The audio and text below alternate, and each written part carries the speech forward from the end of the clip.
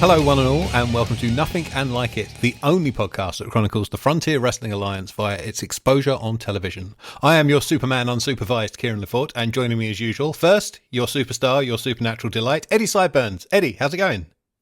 Fire! I don't know why, but I got stuck in my head the entire time during this. I'm doing well. I'm really glad to. Again, it's always good to be with you two, and it's always good to talk some FWA. So, glad to be here. Tremendous. And of course, he's more than weak and bare, Andy Ogden. Andy, how are you? Borodar, Kieran. I'm well, listeners. Excellent. Good. Well, there's no escape from wrestling in Wales on this show as well. So, exactly so, mate. We're covering another 2 episodes of the TWC run of the FWA. First is episode 11 from June the 17th, 2004. Cold open earlier tonight, or actually March the 27th, at Southbury Leisure Centre in Enfield. Never fear, the Showstealer is here. Well, he was here on a Viewfinder by the looks of the filming of this. Yeah, the picture quality and camera work across these 2 episodes is, shall we call it subpar? Oh. You will notice once we get to the second of these episodes, there is one camera that is only used for maybe 3 shots, and then never again. The other thing about Enfield is we either turned up without a PA system, found our stuff was incompatible, or in some other way were forced to use the venue's system, because the house mic is a headset mic beaming wirelessly to the worst speakers in Enfield. I liked that it looked like, because obviously Shane is doing his kind of role and obviously everyone knows who he is backstage. I kind of was like, oh, okay, that's actually quite plays in well within it. Then as the show goes along and you can see like they're holding up just the mic part of it in certain points, I'm like, fucking hell. So Alex puts the headset on, and I remember there was a line he came out with that was cut for TV where he says he looks like a giant grumpy aerobics instructor. Because he does. Yeah. He says he has been... Sorry, for the audio listeners, I was doing the Showstealer pose. Yes, show. Eddie. And show. Eddie is acting out the Showstealer Aerobics VHS, available now from Ralph at the merch stand. So Alex says he has been advertised as laying out an open challenge to face any wrestler in the UK. The fans, of course, chant for Steve Corino. He says as managing director, he doesn't just sign his contracts, he writes them as well. And for tonight, his doesn't say any wrestler in the UK. It says any wrestler from the UK. So there's no way it can be Steve Corino. So he's gloating and bullshitting about how he's going to find himself the toughest opponent. And as he's about to hit the catchphrase, out comes Corino. The leather jacket fetish squad block Corino's way. That is Alex Shane's bodyguards, if anybody hasn't been keeping up. There's only 3 of Corino... them. Huh? There's only 3 of them. Did he have to lay off the 4th one?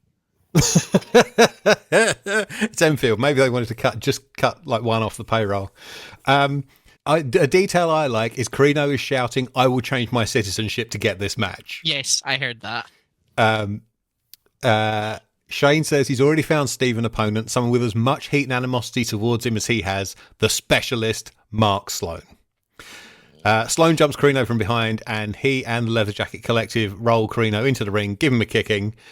Sloan mocks Corino by throwing off his elbow pad and floors him with a lariat, and then Shane gets in Corino's face again, gives our show its title, and we fade to the opening titles as the lads beat Steve up some more. So much head shaking on my screen, it's so funny. Yeah. I mean, Mark Sloan appears looking like an awful Power Ranger / Stone Cutter in his gear. And then it's just like, I just hated it so much. So obviously Martin Stone is definitely one of the Jacks, this jacket gang. Yep. Who were the other 2 again? There's Martin Stone, Leroy Kincaid, the dark-skinned guy, his name I never got, but like he's got a really impressive look to him. Yeah. And then the 4th one would kind of rotate. On occasion, it had been PJ Black. Yes. Oh, Styx. It's usually Styx. Oh yeah, Dix was doing the thing before, wasn't he? Because obviously we've seen him before. Yeah, he was one of the boys with a Z. Yeah, Not the one that got the spinning kick in the box. hit the balls. Yeah. Yoink. Yeah, I'd like to point out as well about Leroy Kincaid. He popped up on something else. Yes. In research for this show, a show called Britain's Hardest. Yes. Is it, what's he called? Stuart Millard on YouTube. Yeah. The excellent Stuart Millard, Frantic Planet, has put up a video essay on Britain's Hardest, which was a Sky One show about old men in the early 2000s. It was like a game show. And Leroy Kincaid, under his real name of Leroy Dunn, was one of the participants. He made it all the way to the final, I think. He did, yeah. There's also some of that. Some of that is so funny. The bit where they have to kick through all the front doors and then crawl through the hole they've made. So it's a bunch of large, usually bald, burly men kicking a hole about a foot wide, 3 inches above the ground. It looks like a cat flap, and then crawling through it to go and do it again on another door. Pissed myself. One of the funniest things as well with that show, the person who actually wins the show has hair. and there's also celebrity wrestling alumni Ian the Machine Freeman on there. Yes, indeed. Well. Yes, the man who could have been part of the FWA.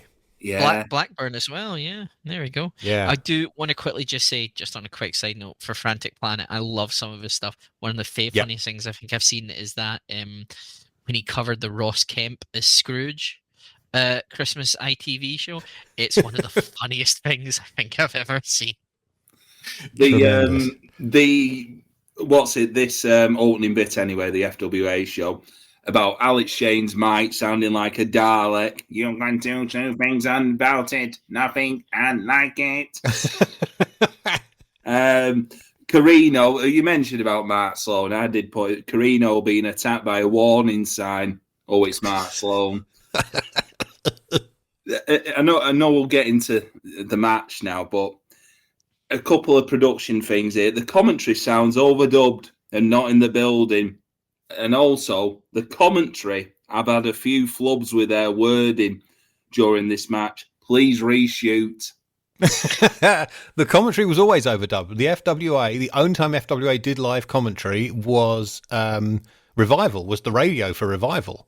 Yeah. All of the TV was done either in my living room in Hemel Hempstead or in Tony Giles's living room somewhere in Muswell Hill. It just sounded more pronounced on this one. Yeah, so a lot of this has come off of VHS onto YouTube, and also we're 4 or 5 weeks into a 24-year-old learning how to mix audio for television by himself. So it might not be perfect every time. Don't get so defensive, Kieran. No. I'm just trying to explain. I mean, my audio mixes still aren't great now sometimes, to be honest, but yeah. I thought the whole thing makes sense with kind of obviously what's happening and stuff like that. And Sloan, obviously, because Carino had interrupted his match and stuff like that. So it did make sense, obviously, and things like that. Some of Mark Sloan's offense just still is very weak looking to me at that point. It's like a child trying to like attack their brother and just go, And it's just like, no, just like it doesn't make a credible threat for him. I think if you had somebody else in that role, there'd maybe be that's a threat. quite possibly why the other goons were around. Like Mark Sloan attacking Steve Carino by himself is nothing, but Mark Sloan and 3 big lads attacking Steve Carino, that's something else entirely. Yeah. So yeah, the disembodied voice of John Henry Elizabeth Atkins welcomes us to the show, tells us we are getting James Ty versus CM Punk in the main event, and explains that, as you just mentioned, Sloan's heat towards Carino stems from Carino interrupting the match with Aviv Mayan on the first episode of the series. Did you just give him his... Hold on, can you just repeat the name you just said there? John Henry Elizabeth Atkins.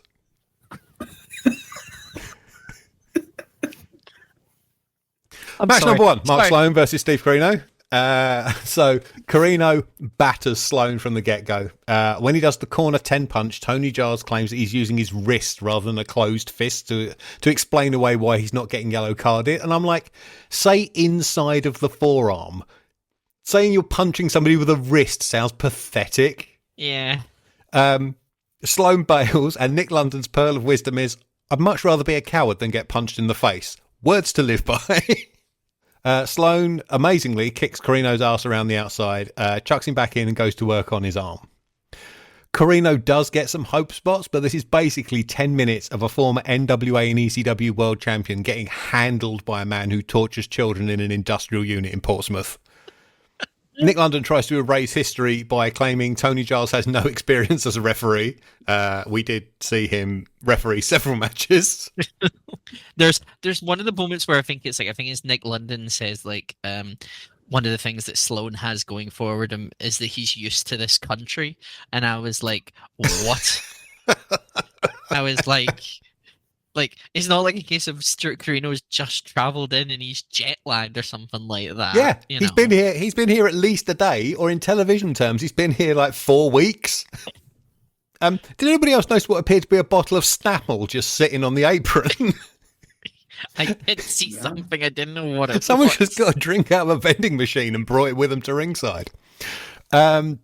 So Carino gets an extended period of offense, leg lariat, suplex, Northern Lights bomb, but when he covers it, Linsky counts very slow, allowing Sloan to kick out.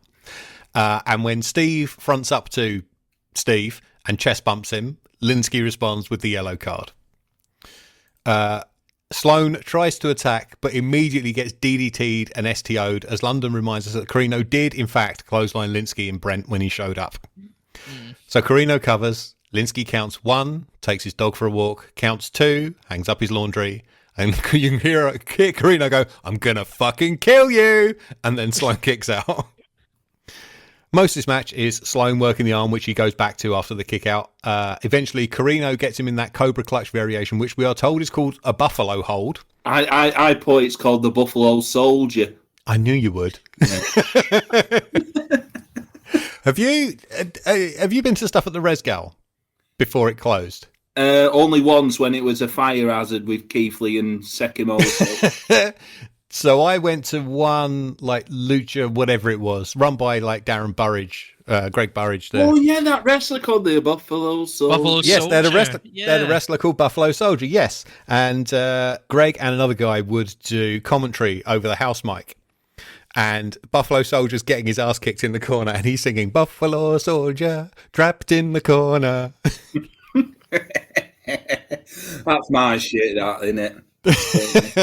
Some of the slaps that Sloan was getting from Carino looked very. There's a bit in the corner stuff. where he's getting fucking paintbrushed, isn't there? Yeah. I was like, what spot have you fucked up here, Mark? That Carino's like pissed. Carino gets out of this. No, Sloan gets out of this hold. Carino tries it again. Linsky conveniently ignores the low blow that Sloan uses to escape.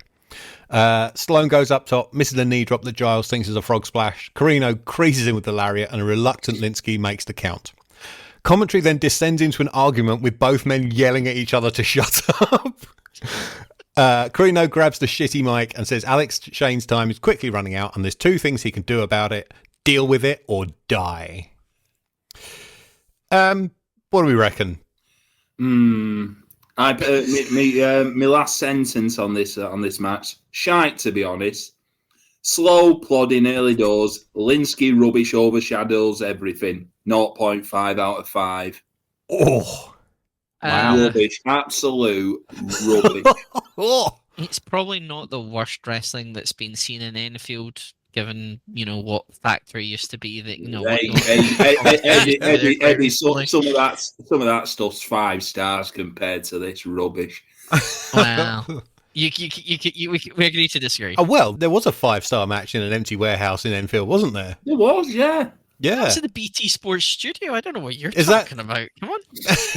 Which is an empty warehouse. Oh, fuck in Enfield. Oh, yeah, and we covered it. Fuck. Yep. No, I think Enfield, yeah. What I was going to say. The Linsky bit did overshadow this. Very much. Yeah.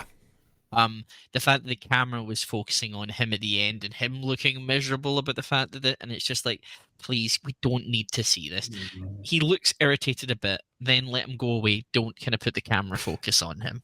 Yeah, it might be that was the only camera angle that was steady at the time, so that's the one you have to go to. Yeah. Like that, very often, that can, particularly in wrestling, that can dictate your choice of edit. Who is not walking around a ring post or refocusing that guy? That's the shot we're using. But yeah, I mean, I thought this was. I agree with kind of Andy. I thought it was a bit paint by the numbers, kind of not good. Yeah. Kieran, didn't you say like a couple of episodes ago that we've got a lot of this Linsky stuff to come? Yeah. He's a major character throughout the year. Not for me. This is Feel free to retire from this podcast now. We can replace you. What does Jeff do? Does he like FWA? I'm certainly not retiring. Okay. Oh no. Feel free to make your feelings known, though. all roads start from Blackburn. That's all I'll say here. Apparently so. So I rated this a bit higher. I was like, 1 3/4 maybe.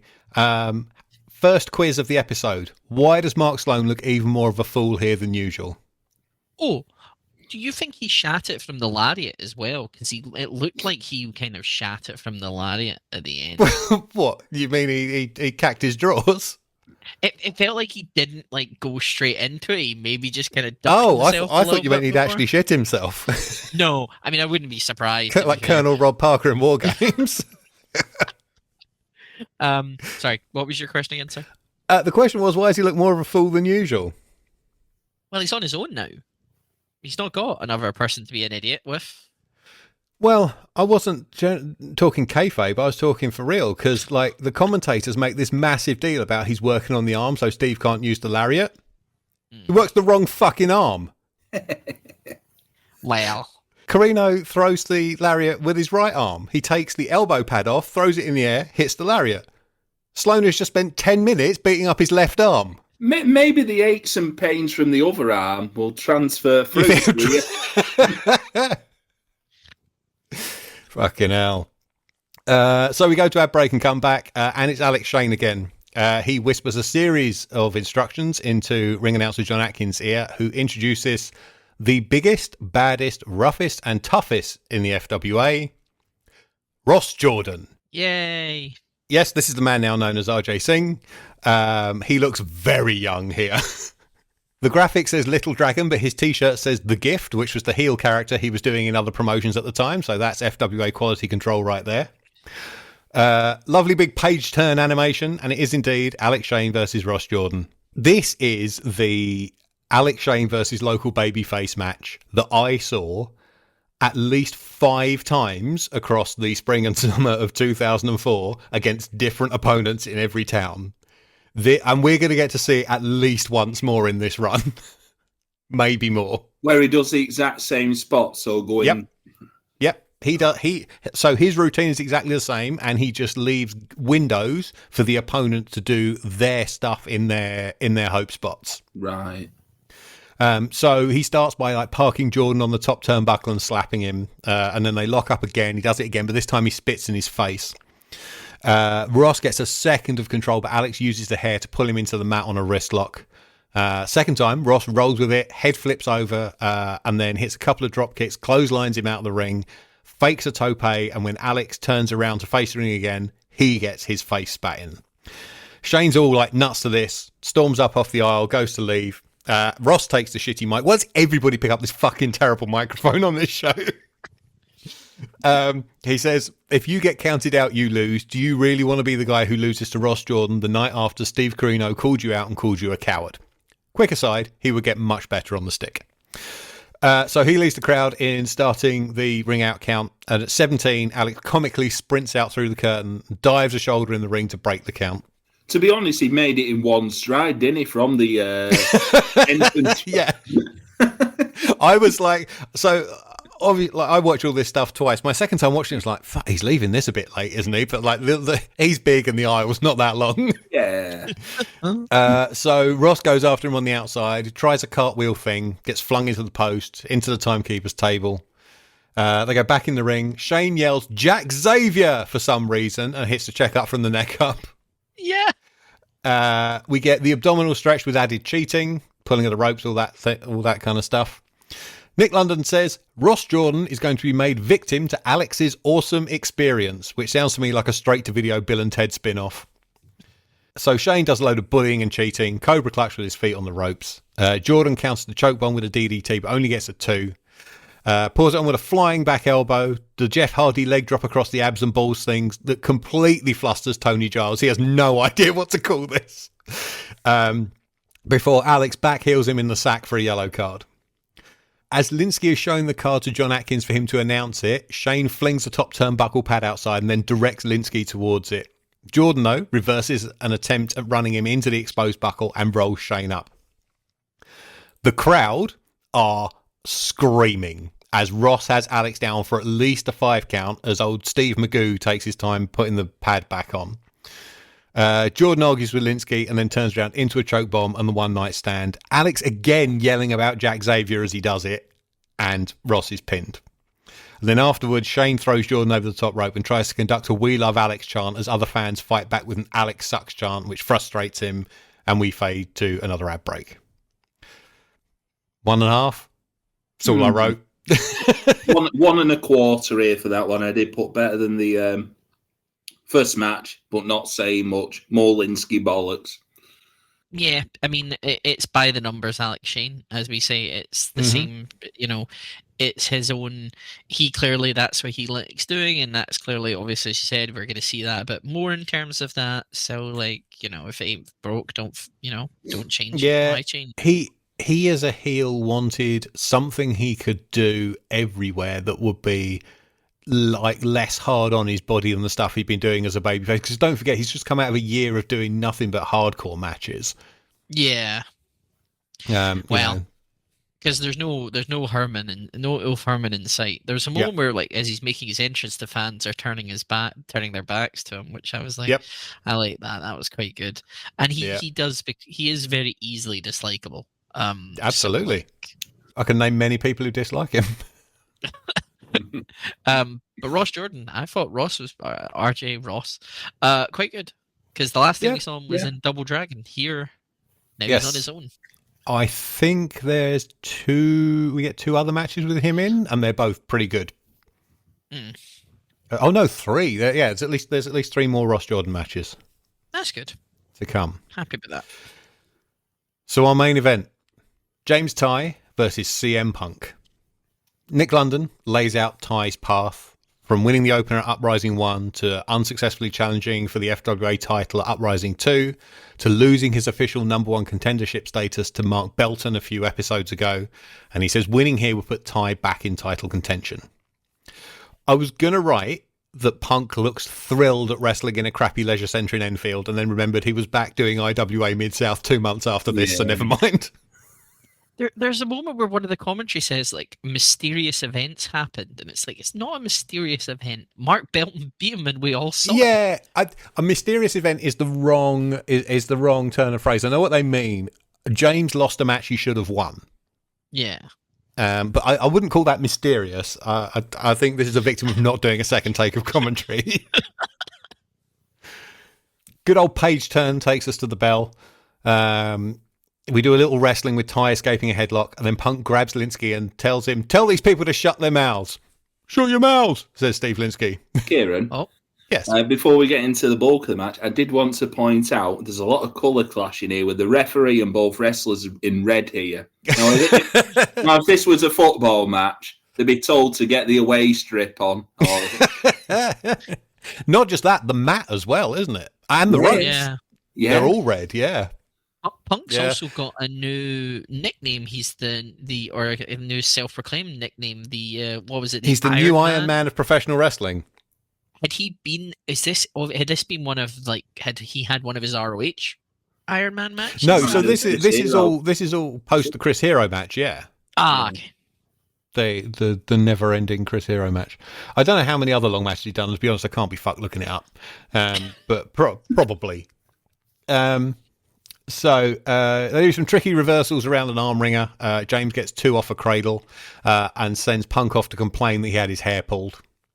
Punk counters a CM pussy chant by saying, "I'll show you how tough I am," and then he ducks under a lockup and runs out the other side of the ring. Great stuff. I love that. That was great. Yeah. He eventually gets James in an ankle hold, but Ty uses a nifty reversal to get him to this STF surfboard type move. And Punk, without the use of his arms or legs, wriggles across the mat and bites the bottom rope to force the break. Ty continues with some more complicated leg locks until Punk picks the ankle he's left exposed and reverses. James grabs the ropes and Phil tells Linsky he'll have to break the hold for them because he either can't or won't untangle their legs.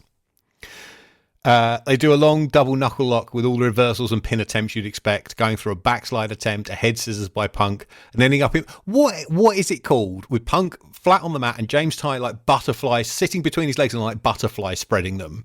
No idea what that's called. It looks a bit tantric. The roll your boat sex position. What rivers are there in Portsmouth? What's the... So James grabs an armbar when Punk sits up and they go back to standing. Punk tries a corner whip to get out of it, but gets arm dragged back into the armbar and has to use the eyes to escape. He tries to stay in control with shoulder blocks, but gets arm dragged, hip tossed, and then slammed and bails out of the ring as we go to the ad break. James Ty is still in control when we come back from the break. Nice suplex, floating over into a 2 count. Punk eventually reverses a seated abdominal stretch and uses a back heel kick to the balls to break a waist lock, as I notice A, how dirty my lens was on the night, and B, hey, there's been one back heel kick to the bollocks in every match on this episode. Quality control. And also, Steve Linsky has been the referee in every match on this episode. Water is wet in it. Don't worry, guys. The best new ref is coming very soon. Oh, we'll talk about that.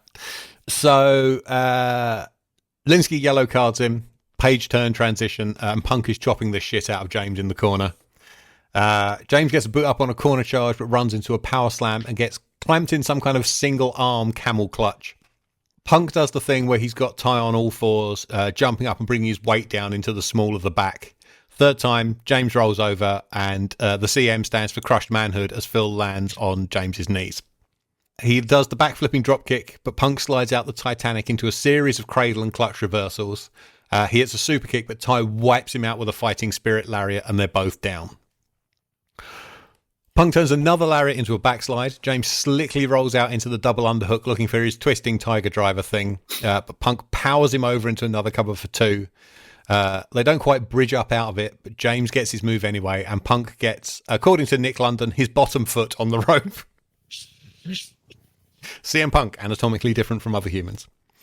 Ty makes another play for the Titanic, but Punk slips out of that, and after another couple of counters, hits the same Ace Crusher and Shining Wizard combo that beat Raven last week for the pin. The commentators speculate as to what will happen when Punk faces Doug Williams in a non-title match next week, and we go off the air. Watching this, Andy, I felt this had quite a lot in common with a lot of the Reslo stuff we've been watching.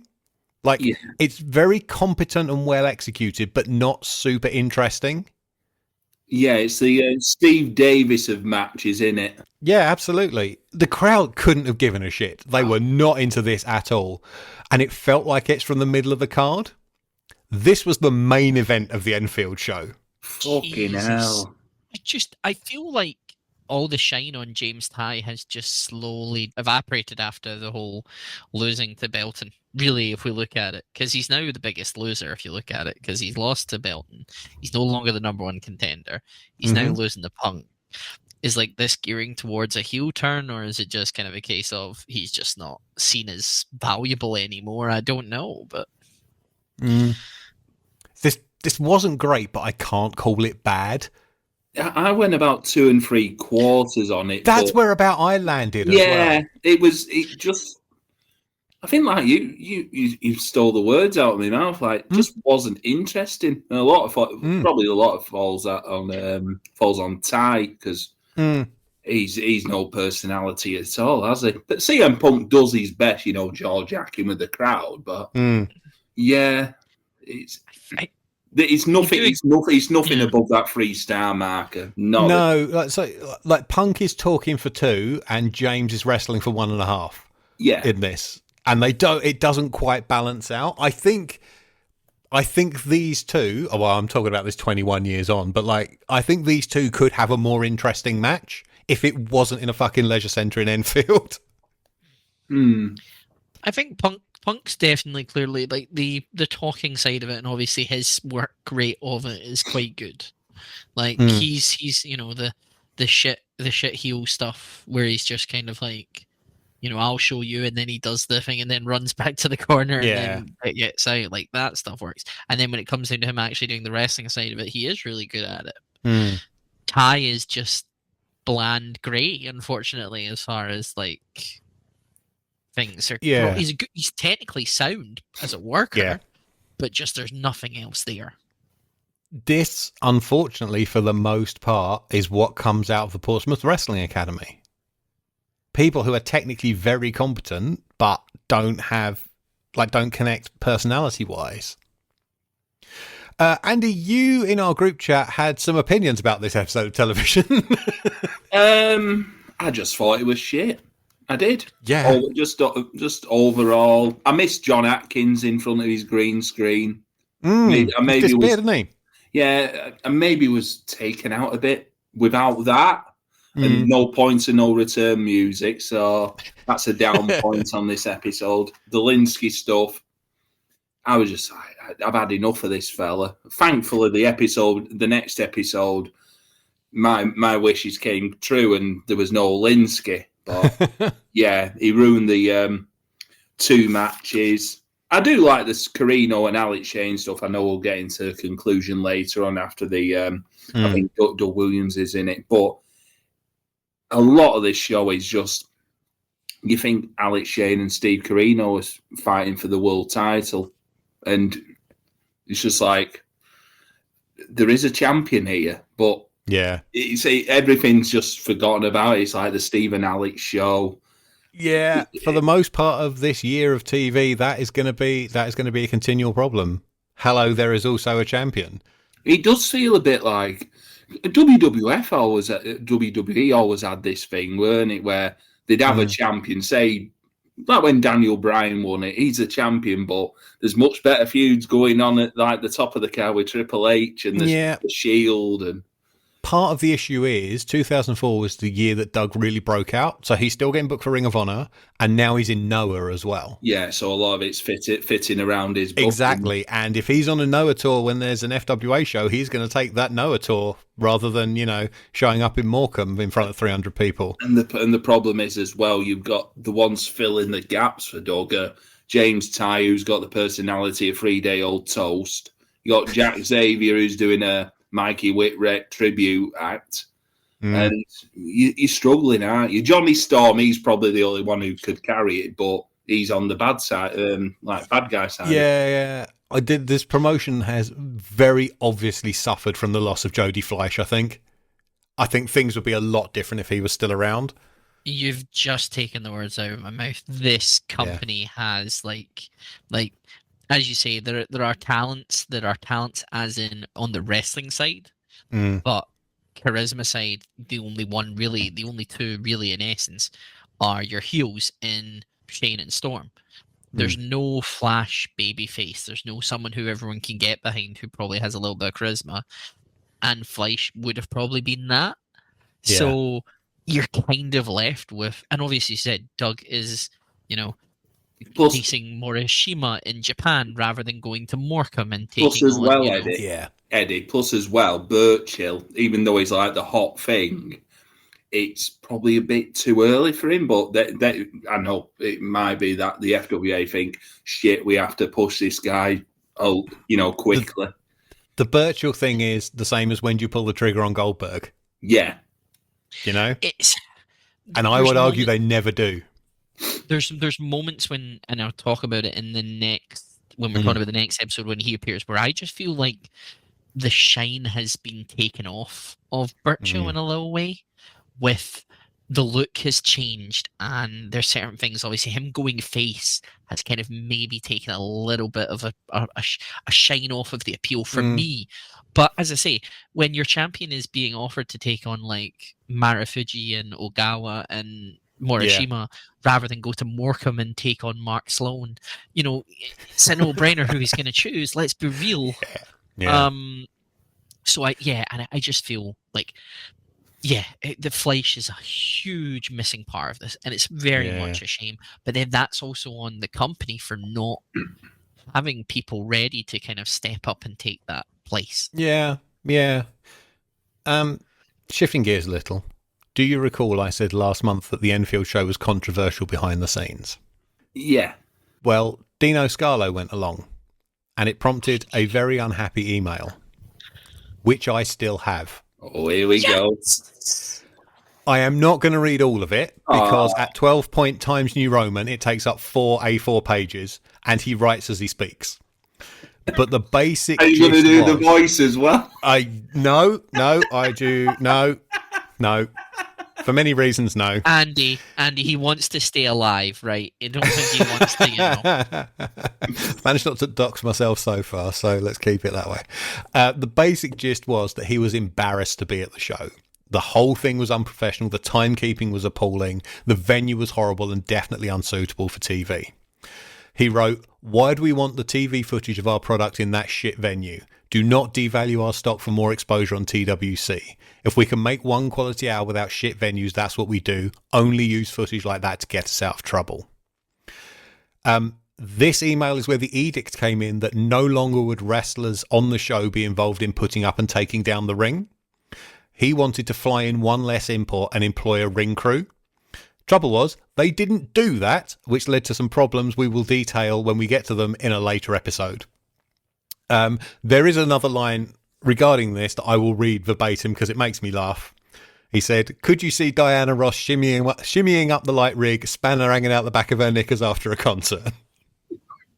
He's right. His point was, we're presenting these people as stars. We don't need the public seeing them lifting a ring post out the back of a van like an hour before the show, you know?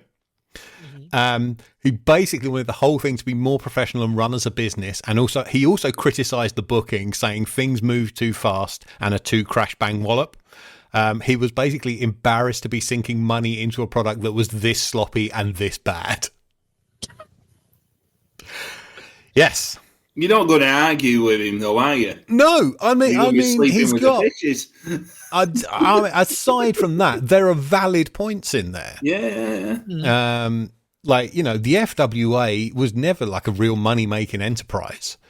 And if he's putting X £1,000 into a show that looks like this, you know, it's not good for anybody. It hurts the public perception of the product. How often was he going to the shows, or was this kind of like him just dropping in? Not often. I mean, he was reasonably, you know, Enfield is London adjacent, you know, it's like extreme North London. Right. And he was just basically invited along because he was quote unquote local. You know, he never showed up to Morecambe, for example. In actual fact, I couldn't tell you how many times I saw him across 2004. It was maybe 4 or 5 in the whole year. Yeah. And, you know, why would you show up to a show like this? I mean, as you said, he's valid in his point in terms of, like, again, taking away from the allure if you're seeing, you know, the wrestlers coming in and setting up stuff and things like that. But yeah, like, his line was something like, if a punter sees Birchall with a with a ring post on his shoulder, he's not thinking, wow, good job keeping up the gimmick, lads. Isn't it great you can lift such a big heavy piece of steel? You know, he's going to think he looks like an idiot. He's not he's not. How many times did Hulk Hogan set up the ring? So, what did anything come of this email after it, or like was it just like he sent in and that was it? Well, I did say there was the law laid down that wrestlers wouldn't be setting up and taking down the ring. That had a bit of a knock-on effect later on, but it's a few episodes until we get to that knock-on effect, and believe me, I will bring it up when we get there. The other thing in between these two episodes was that the FWA went back to Brent Town Hall for Carpe Diem. And again, once we get to the matches that come out of that show, we will talk about them then. But I produced a hype video for it that I was shocked didn't air on TV. And I was wondering, maybe I had cold feet after the Point of No Return debacle on the first episode where I got yelled at for essentially airing a 2.5-minute advert. The song on it, which I stole lyrics for our intros, is a departure from Citizen Smith. It's called Supernatural by a band called Somnium. I think we got this via Tony Giles, who was also a rock and metal DJ. I just remember being at Alex's place with Fozzy when the track was being played. The band are long gone, and this video is the only place I can still find the song on the internet. Although this version has about a minute cut out of it, so the video doesn't go on forever. A good rule of thumb when it comes to wrestling hype videos, the shorter the song, the less footage you have to find. Ralph got the arsehole and would take the piss out of the song, mostly because it wasn't one of his for a change.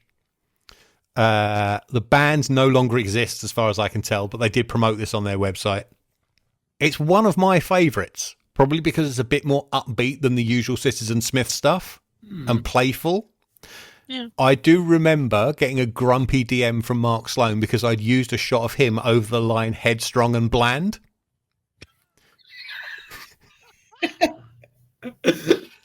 Wrestler's thin skin? Never. Yeah.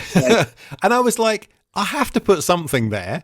I figured you'd see it as a joke, and the shot is of you doing the Tomorrow Driver, which nobody else in the world was doing at the time, which isn't bland at all. And I was like, anyway, watch it again and look at all the shots of 5-star Mark Belton. Second quiz. You gentlemen watched this video as well, right? Yeah. Was there anything you noticed about the shots of Mark Belton? You were getting belted. Yeah, so that's a pretty good answer. He's getting his ass kicked in every single one.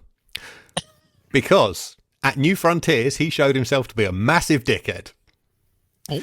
He and I were standing chatting after the show, and a fan who clearly had a mental disability of some sort came up and asked for an autograph. And he smiled, he signed, and the moment the kid's back was turned, and I'm sorry I'm going to have to say this, he made the quote-unquote spastic face, laughed, and then looked at me like I was going to laugh as well. Ooh. And I just shook my head and walked away and decided at that moment I was going to make him look like a fucking idiot on TV at every possible opportunity. So that's why he gets no offense in that video and spends most of it getting the shit kicked out of him by Zebra Kid.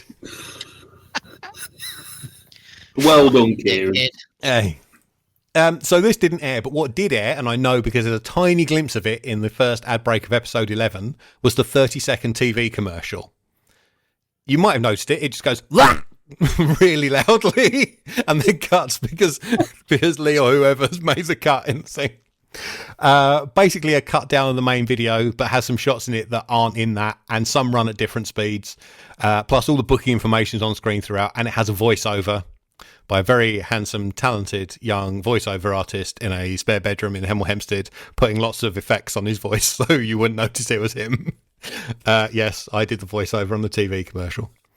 Carpe diem, seize the day. I mean, good way to make sure to save yourself on the money there, Kieran. Well done. Who else is going to do it? Like, if I want the closest person to me is John Atkins, and he's like an hour away at that point. So it's like, well, fuck it. I've got to plug a mic into a camcorder and do it myself. If we heard him doing his Vincent Price Carpe Diem. Yes, Carpe Diem. I made him sound like Roland Rat then. He's good. By the way, just for the record, we love John Atkins. I mean, one of the things I'm a bit annoyed about is that he was nowhere other than being the ring announcer. Like, as there were no shots of him behind the green screen. Which No, was disappointing. I think this must be in between him having to go to Manchester to do them at Sumner's, and me taking a green sheet round to his flat every month. Right.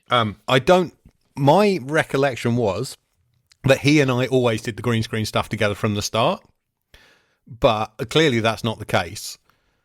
Also, one thing, and they did point out, so because obviously he was doing the ring announcing at this point. Mm-hmm. Had we been, is there still like another ring announcer on top of him as well, or is it just? Yeah, Jane Childs is still there. Childs is still there. Yeah, I just didn't know because we obviously didn't see her on any. Yeah, but like he was more willing to go to Morecambe, I think, than I don't think Jane ever did Morecambe, and Newport as well. You know, right? Okay. Yeah. If you look at Enfield, she is sitting there next to him, right? Yeah, but she's not dressed in her usual ring announcer gear, and it's a way of just like integrated into it. Yeah. Yeah, exactly. Not the ring announcers, Kieran, but on the Carpe Diem promo video, Nikita. Now you've not really seen her on these. She will be back at some. Don't forget, like, we've got an hour a week. We're trying to get as much wrestling on as possible, and like the Alex Shane and Steve Corino storyline is taking up quite a lot of this. But you think she's one of the main stars, draws. Yeah. Strangely, she's not featured a lot. I mean, as well, she's got nobody real. Well, obviously, because I said they're doing the intergender stuff with her, so it should be a kind of big appeal in terms of that. Again, it's whether they want to see that stuff. It's not. It's not making time for a women's division because she's wrestling the men. Like, you can just have her show up whenever. Yeah. It. Again, I think a lot of this is still to do with me not really understanding how to format the shows and lay them out beyond a single show or two, not thinking far enough ahead. Or it could also be that I was told like what is going on what episodes. So out of a run of 4 episodes, you get the A stuff in episode 1, the B stuff in episode 2, the C stuff in episode 3, and the D stuff in episode 4. And if Nikita unfortunately is thought to be at the C level, you're not getting her till the 3rd episode of a 4-episode run. I think as well, like one of the things is, and I think we're mentioning it, the Alex Shane universe it's like the Cody stuff in AEW. It's the Shaneverse and then something else on the side as well. Yeah, we had managed one whole episode without him, where he wasn't on screen and there was no mention of him, but now he's back with a vengeance. To that end, episode 12, June 24th, 2004. Another cold open. Steve Corino is against a different background in that venue bar in Newport. He tells Shane that he beat Sloan with the lariat and Alex can throw anyone he likes at him because they'll all get the same. He says he doesn't care how much it costs him to get his match with Alex. He'll fly himself over every FWA tour until he gets his hands on him. The fans in England want to see it. The fans around the world want to see it. Everybody watching the wrestling channel wants the match. He says Shane's going down and the FWA fans will be rid of him. And in a line that has lived in my head rent-free for 20 years, he says, because you're nothing but evil and you're nothing but bad. He says, give me the match I want because Steve Corino's coming for you. Generic, but he's fucking good at this. You know that way where, like, I think you can easily just tell Corino to go on and do a promo and stuff like that. And, like, he can do it, I am a shouty man kind of again. But, like, to a point into... I just imagine him after that turning to you, because obviously I'm assuming you're the one filming it, going, is that good enough for you? And just immediately cutting character. Pretty much. That was how it went. I was like, we'd shot all this was shot after all the matches he'd done on this little mini tour. And I was like, right, we haven't figured out the TV yet. It could be anything up to a month in between these matches getting shown. So I think we need to do 3 promos. And he was like, okay, I'll grab 2 other extra shirts, and just kind of came up with this stuff on the fly. Like, that's the kind of professional he is. There is one other person who I think was more professional at doing promos, but we're not going to see him for a while yet, who was like, did the best promo with as little prompting needed as possible. Also, I think as well, he'll probably have such a good nose for TV wrestling and stuff like that, because obviously he was on ECW when it was ECW and TNN and stuff like that. So it's like, he's also been through MLW at this point, which is a TV product. Yeah, so like and again, he is such a good promo. Like he's one of the bright sparks of kind of promos within this at that point. It's skipping ahead a little bit, but one of the things that impressed me so much across these 2 episodes was how much he threw himself into this story. He wasn't just the visiting American, like, spouting out whatever came into his head. Doesn't it? Exactly. Yeah. Like, it felt like he was a proper roster member. I think the only time we've seen that in another one would be Daniels. I think Daniels and Corino exactly are the 2 who have come in, and they've not just been like, I am like, I'm gonna name him Chris Harvard or whatever. Where he's just like there for the show and then that's it. Although Chris Harvard did all right. So he and Alex had matching gear. Like when he went to the ring and he carried the bulk of that promo, and he knew everybody's names and was making all the right references. Sorry, then instead of him like Nunzio, when Nunzio came out. Because he's basically just there to do the thing and then that's it. Exactly. I think they're now booking people in the right wavelength from the indies who kind of are going to be in there. Absolutely. Because they know they're going to be there for longer than just the show. So, after the opening titles, we are in the NCLA, the Newport City Live Arena, now known as the Neon. It is March the 28th, 2004. And in my opinion, this is the worst building the FWA ran in my tenure. It was fucking horrible. It was a slog to get to from southeast England. a bitch to film wrestling in. This is the last of the 3 shows that the FWA promoted there. It was a cinema that got converted to host other events.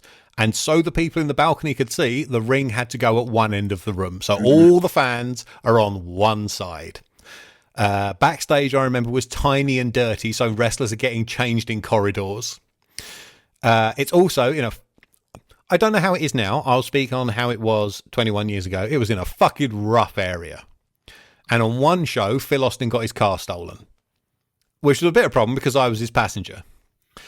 He and I got to go into the security room and see the CCTV footage of a bloke smashing the window, leaning in and taking a load of CDs, then coming back later, leaning in and having the radio, and then coming back a third time, climbing in through said broken window when he could have just opened the door, and taken the whole car.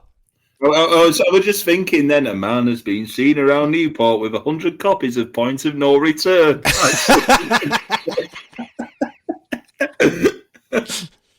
I think they became coasters very quickly. So Phil and I had to find hotels and stay over.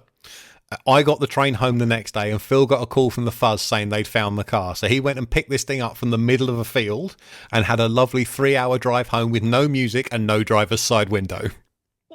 We found pieces of glass in the footwells for months after that. I wish I had a better memory for this stuff. Like, all 3 Newport shows blend into one to me. There was one show where Phil drove and I was scrunched up in the back behind Ulf Herman. And then when we arrived, we tried to cross the road and some crazy woman just tried to run Ulf over. I imagine the car would have just bounced off. And another instance where Fozzie and I ended up travelling back with Doug Williams and his wife as they sang along to the entire Tenacious D album most of the way. Oh. Anyway, John Atkins narrates stills from Newport earlier tonight again. He says, Aviv Mayan came out for a promo and was attacked by Alex Shane, drawing out Steve Corino, who in turn was attacked by Johnny Storm, setting up Shane versus Aviv and Corino versus Storm for our show tonight. It was a bit like a Crime Watch opening, weren't it? It was a little bit, yeah. With the stills, and it is a photo fit of the criminal, and it's Alex Shane there. Yeah, and all he needs is to add a bit on the end that says, and by the way, there's a bloke getting his car nicked around the back. Page turn, and we join in progress Steve Corino versus Johnny Storm. So Storm has Corino on the mat, abusing his arm, as we get the TV debut of referee Andy Quilden. Good evening, Newport. You can do better than that. As far as I remember, he is 18 here, but if he looked any more than 15... And this is his second appearance on the pod. We caught him on one of the episodes, and he was in the crowd. So. Oh yes, he was a fan before. Yeah, it was a couple of years ago though, so he looked real young there. Yeah, yes. But it's amazing to see how how you can make that trip from being in the crowd to being in the ring and reffing. That was wonderful. From fan to referee to booker to promoter to company owner. He can do it all. The Andy Quilden story in shops this December. Yeah, it's so funny. I've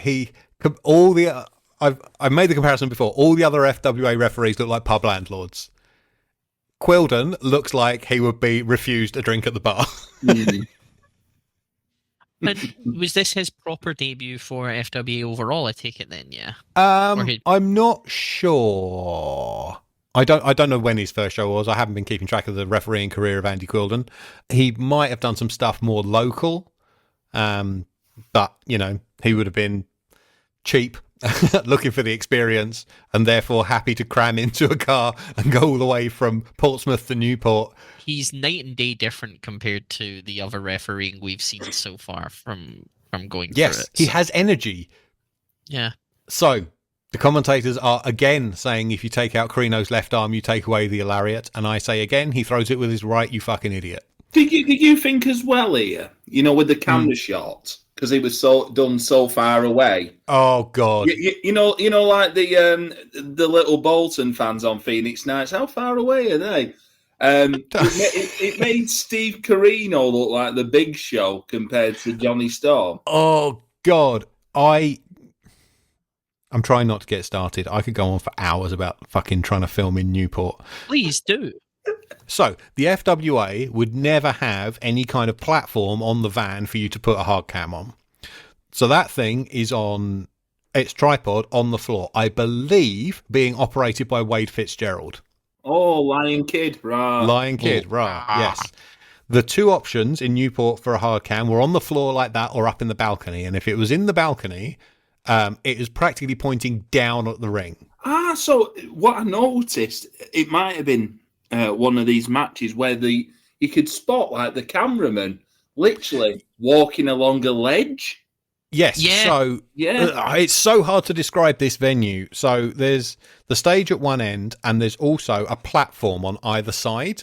And that was where I had sent like I was one ringside cameraman, as you can very clearly see in some of the wide shots, back when I was young, thin, and had more hair. And the other cameraman was up on top of one of those platforms, just trying to get interesting shots, because otherwise he's shooting pretty much what I'm shooting. Job up there, isn't it? No. Looked very like the floor bill, and it looked a bit shaky, and you were like worried for him. But I thought like that was, I mean, don't get me wrong. The hard cam shot, it was the fact there was one of the matches we're talking about where there's a bunch of kids all in the one area, and then you have like a bunch of fucking number 10. Yeah. Do you know what's imprinted in my mind? Number fucking 10 Moody, whoever he was, because that's all. It's the football shirt on that kid in the front row.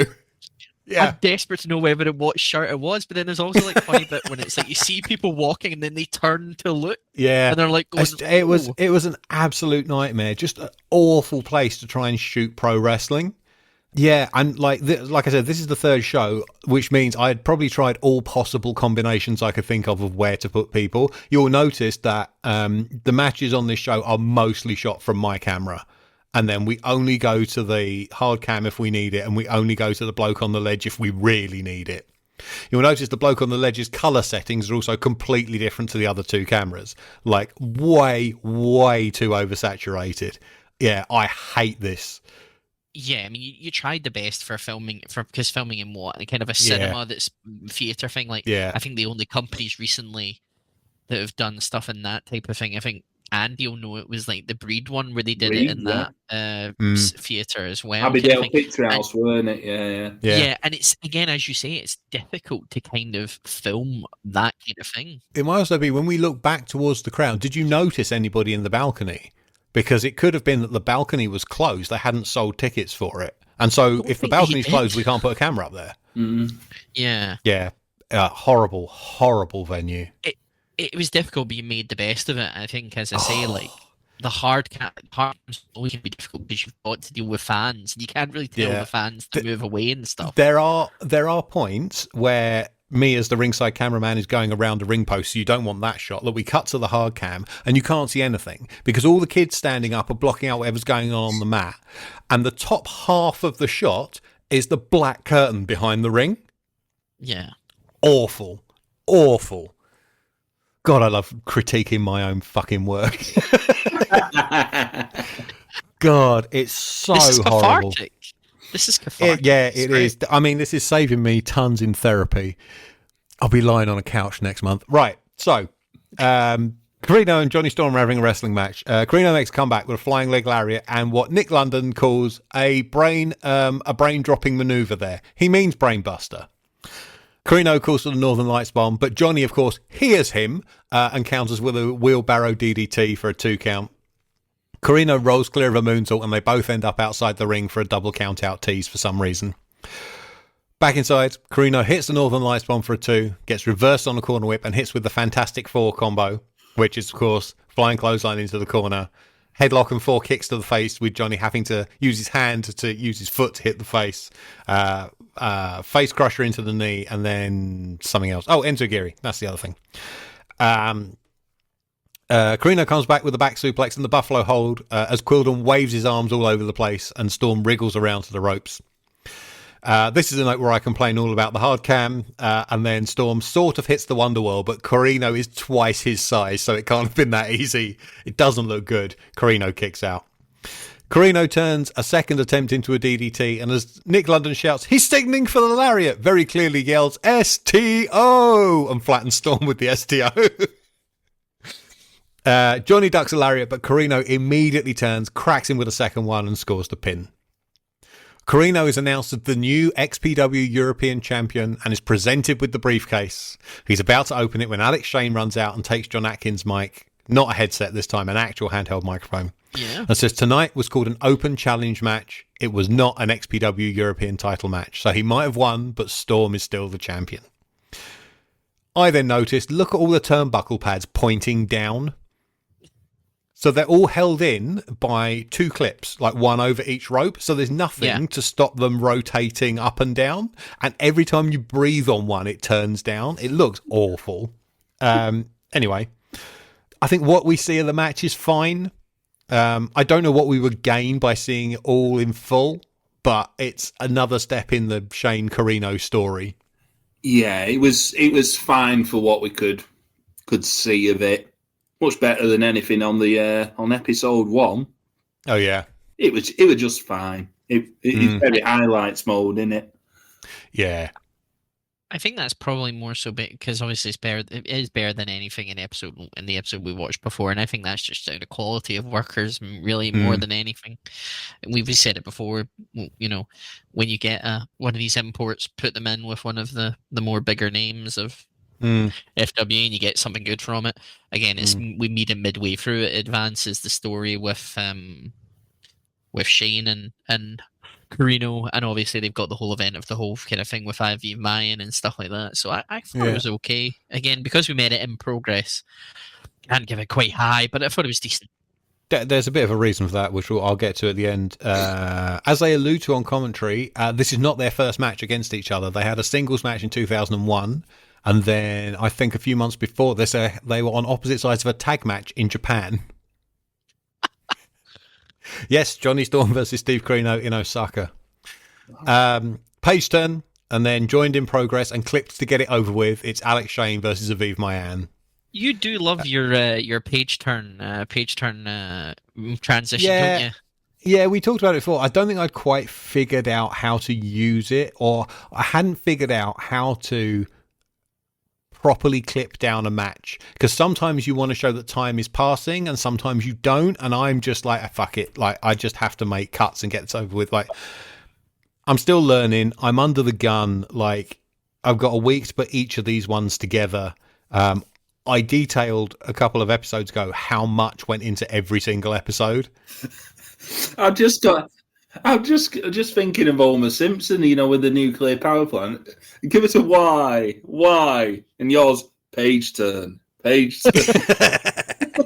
I'm like, the day that we watch an episode and there's like a star swipe or something new that I've seen, like PowerPoint presentation, I'm gonna be like, what? I don't think I went that far. I think the page turn is here to stay.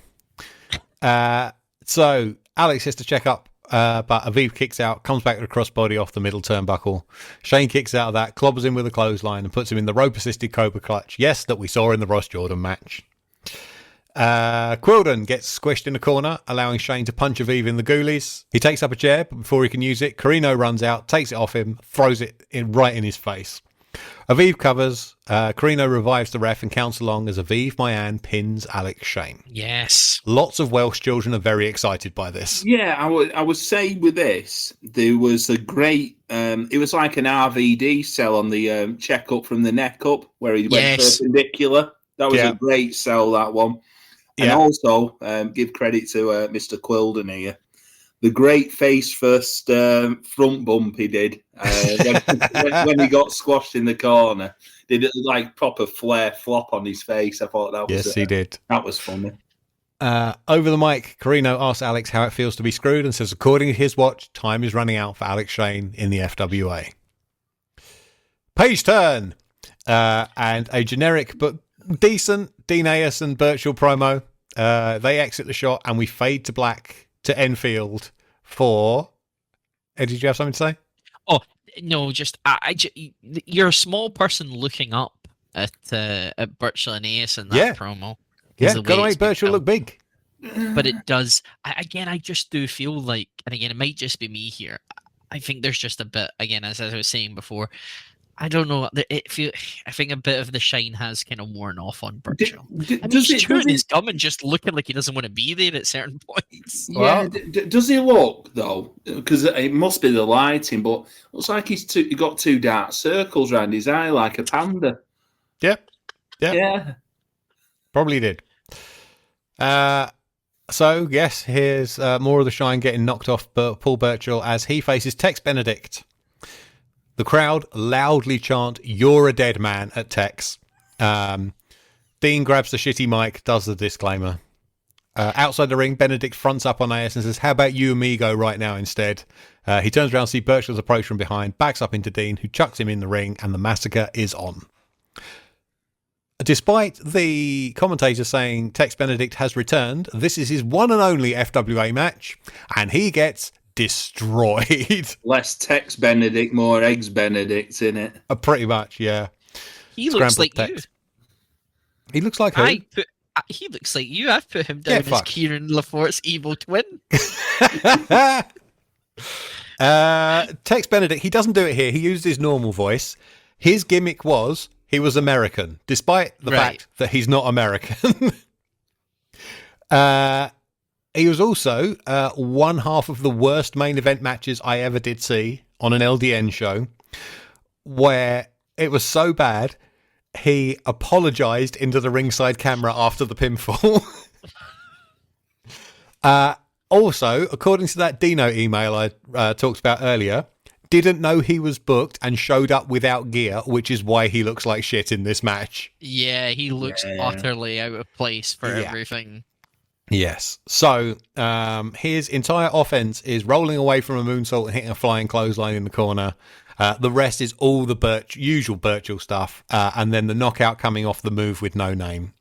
Yeah. I wrote about 6 minutes. This is 3 minutes too long. There's a moment where you can hear a kid, and I think it's after Burchill's like looking really angry or something, where you can hear a kid saying, "Wow, he's really angry, isn't he?" And I just couldn't stop laughing at that point. It's just something that picked up. But yeah, it's your typical Burchill stuff, which it works. It works. Burchill kills a man. That's all. Yeah, exactly. This match. Exactly, and you would look cheesed off and like you didn't want to be there if you showed up and found out you were throwing Tex Benedict around for 5 minutes and that was your lot. I think the last time he wrestled was in 2023 from what I saw, and I'm like, fucking hell. But Paul Burchill? No, well... Tex Benedict, yeah, he was still working against people who were spoken out about for LDN shows in 2023. Expected.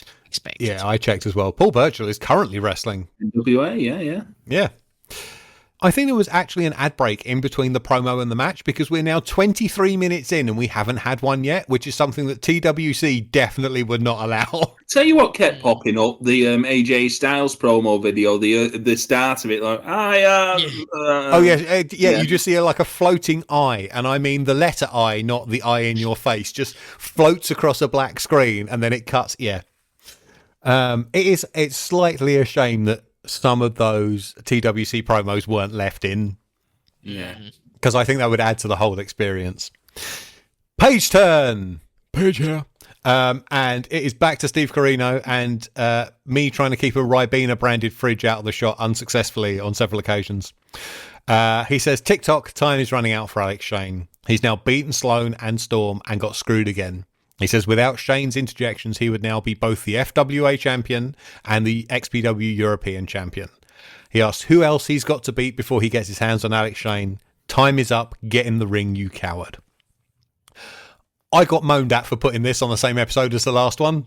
And to be fair, it probably should have waited until next week. I probably just didn't want to show any more of that Shane and Aviv match. Also, to be fair, they also might not have done commentary on the whole thing, so there might not have been enough comms to cover putting an extra 90 seconds of that on TV. I can never remember like how we did what, like, so sometimes the commentators would just get a series of matches and would do commentary for each match, and then sometimes, very rarely, they would get a completed TV show to talk over. Right. So it varies. Sometimes they wouldn't even get an edit of the match. Like I would just have to bring like the shot from the hard cam and go commentate over this. If they fight into the crowd, I'm really sorry. which for you would have been easier, them commentating over the entire show, or kind I of mean, it would have been in-depth? much easier if we did recorded commentary on the night. I mean, yeah. And then we just did TV pickups. But I don't know, like, this is a whole bunch of people in their 20s who have no idea what they're doing. You know, at 24 years old, I'm one of the oldest people involved in putting this together at that point. I mean, our whole season is called Kieran Learns on the Job, so it's Yes, like exactly. it's like we're not going to be that critical of you, but it's No, hey, be critical. It's fine. I will be. I mean, you did just go in a therapy session not that long ago. Yeah, but like, I think, as I say, like, I mean, the Carino promo is kind of I didn't have no issue with it being there. I did enjoy that he kept saying TikTok, and I kept thinking about the app. Not the little fella from Return to Oz. No, not the little fella. But yeah, I thought it was kind of fine and fine to be there, I guess. But yeah, I get where you're coming from. I do kind of think it should have been one or the other, but yeah, the things happen. Like, don't forget, I am told my episodes need to be exactly 45 minutes, and I can't stray from that at all. So, like, stuff has got to go in and get cut out to meet that. If I had known in advance I had some leeway and it could have been 43 and a half, then this would have been left out and put on next week's or whatever. Yeah. So we go back to Newport, and here is CM Punk. He does the I'm straight edge, which means I'm better than you stuff, into the camera. He turns on Atkins and says he heard him announce this as a one full non-title match. And he says he didn't come to merry old England for a non-title match. The Welsh crowd, of course, get right on his case for this. And he fires back, Wales? That's a funny name for a place given the size of some of the ladies in the crowd tonight. Hey. A Welsh relative of Ben Corrigan yells, get your hair cut! As he explains that he's beaten Raven on Friday night and James Ty on Saturday night, quote, while Doug Williams was getting his ass kicked by a transvestite in Germany. That transvestite was Murat Bosporus, by the way. He defended the FWA title against Murat in Essen. Punk says all of this makes him the number one contender, and he wants his shot here and now in merry old England. Page turn, and here's the champ. He says he struggled to think of a reason that Punk should get a title match, but he came up with one. He says there wasn't an FWA title match on the last show when they came to Newport, so they deserve one tonight. 2 out of 3 falls just for Andy Ogden.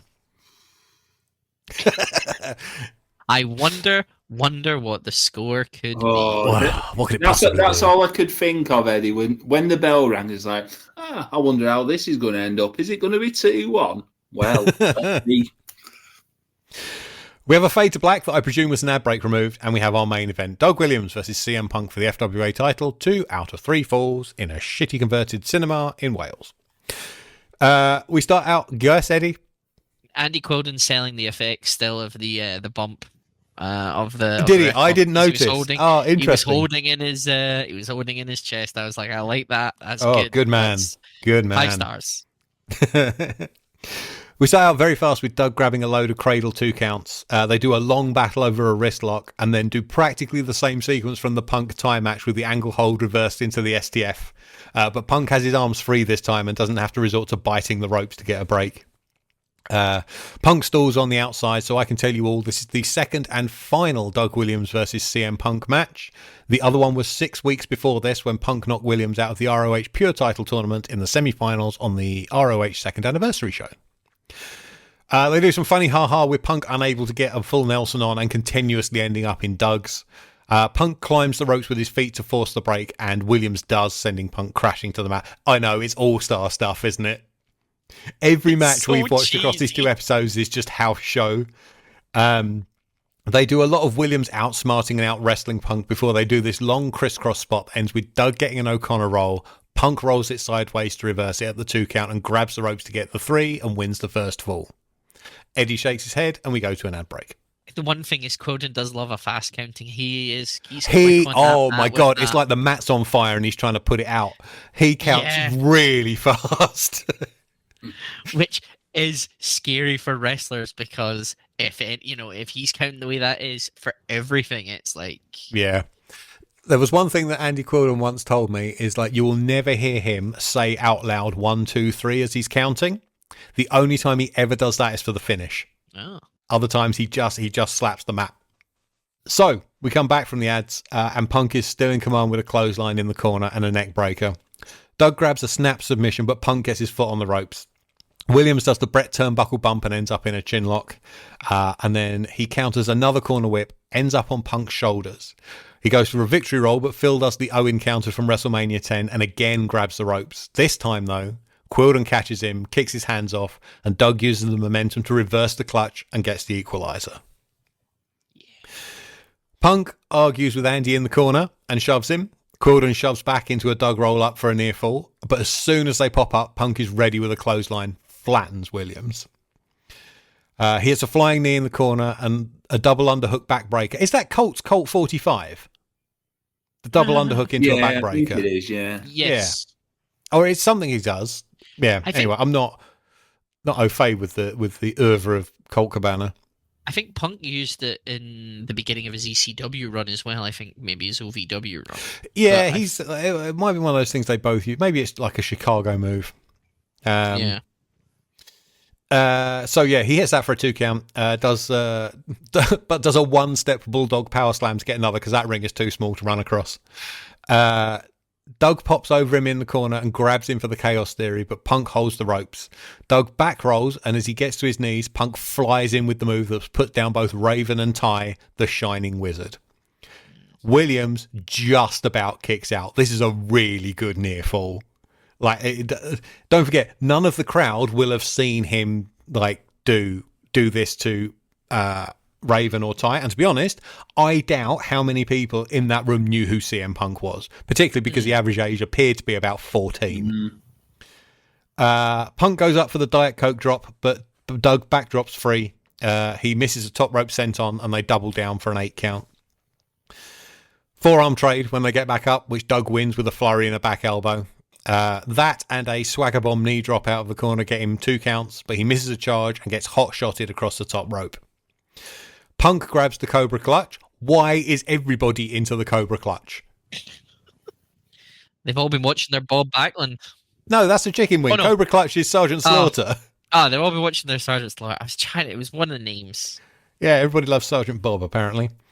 We've seen Alex use it twice, and Carino's Buffalo hold is very similar.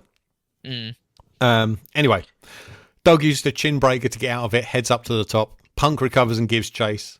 Doug uses a series of forearms to knock him to the mat and connects with the bomb scare knee drop to score the deciding pin. The more I see this match, the more I really like it. I think like everything else in these 2 episodes, it's a bit house show, but it's good house show.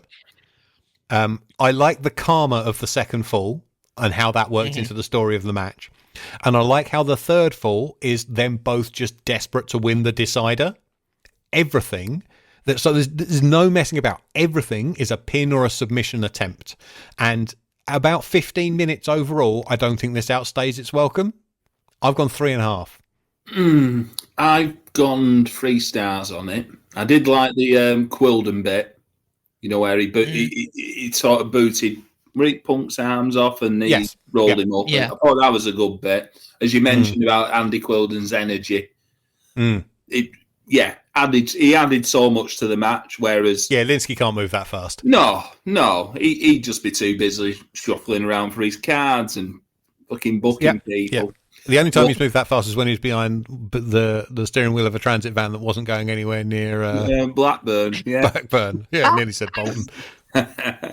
But what took me out of the match, and I've mentioned it, I knew what were coming. Yeah, it's a big problem. I mean, just having them as 2 out of 3 falls, regardless of whether it goes 2-1 or 2-0, that's a problem. Yeah. Particularly in, like, the pace of 2004 independent wrestling. Yeah, like, I think CM Punk said, didn't he want it as, like, 1 fall? No, it had been announced as a 1 fall non-title match. Yeah. But he was like, I have now beaten the guy who used to be the number 1 contender and a big star in Raven. I deserve a title match. And I was thinking, 1 fall would have been so much better for this match. The 2 out of 3 falls rule. Shit. Yeah. Even It's though very much, there's nothing bad in this match again, but there's also the overriding feeling at the end, and I've mentioned it about Doug's the champion, but I just don't feel anything for it. I think I've kind of taken to looking at it as I like the Mission Impossible movies, but I know Tom Cruise is going to come out all right at the end. Yeah. And you have to be like, and like, you know, all Hollywood movies, everybody has the same structure. I once had a film studies teacher who was like, okay, who's seen The Fugitive? And everybody puts their hands up. And he says, all right, how do we know from before the movie starts that that Richard Kimball is innocent? And someone put their hand up and went, because the one-armed man did it. And the teacher went, no, because Harrison Ford doesn't fucking kill women. Right? Harrison Ford, the actor, his on-screen persona doesn't kill women. So, of course, he's going to be innocent. And I look at these matches in the same way. Doug is going to be the champ. It's going to end 2-1. How do we get there? Like, I'm watching for the journey, not the destination. You just have to wait for what lies beneath before Harrison Ford actually goes a then he starts killing women. At that point, I guess. But I'm on your side, Kieran, as far as the score rating of it. I go 3.5 as well. It's easily the best thing across these two episodes. Like, nothing comes close. I mean, it's interesting because Doug doesn't win with the Chaos Fury, he doesn't win with the Anarcha DDT, he wins with the Bomb Scare knee drop, and it just shows that he's got different moves that he can put someone away with. It means the next time you see the Bomb Scare knee drop, it could possibly be the finish.